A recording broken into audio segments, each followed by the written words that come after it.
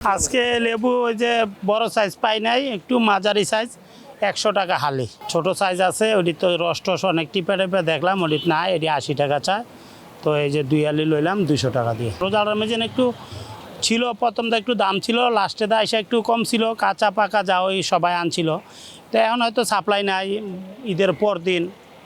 আর সব মিলে এমনিও লেবু নিয়ে এবার কারচেজি করছে অনেকেই।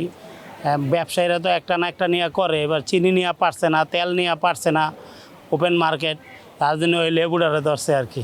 আশা করি যে 2-4 দিন পরে হয়তো আবার স্বাভাবিক হবে, এটা আমার আশা। লেবু কেনার জন্য চাইছিলাম আর কি, তো দাম একটু বেশি, 120 টাকা বলে 1 ডজন। সাপ্লাই কম হওয়ার কারণে হয়তো দাম একটু বেশি যাচ্ছে। রমজানের পরে দামটা চড়া, লেবু পুরা, লেবুর বাজারও খালি, আর লোকজন বাড়িতে করে চলে গেছে, ব্যবসায়ীরাও কম।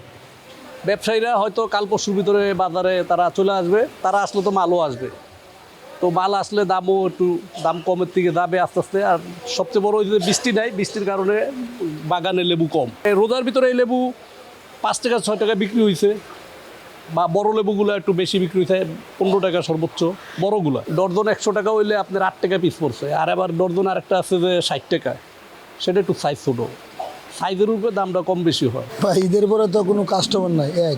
মরিচ নিয়ে আসছিলাম, যে মরিচ আনছি কাস্টমার এলে সব বিক্রি হইতো।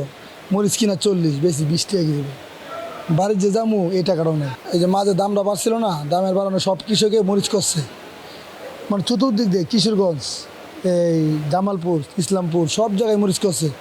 মরিচের আমদানি বেশি হয়ে গেছে, তাও মোটামুটি 40 টাকা কেজি ব্যস্ত আছি। এখন মাল নিয়ে আসছি 40 টাকা বেচমু, এখন আর কাস্টমার নাই, এখন 20 টাকা কেজি নেয় নেবে।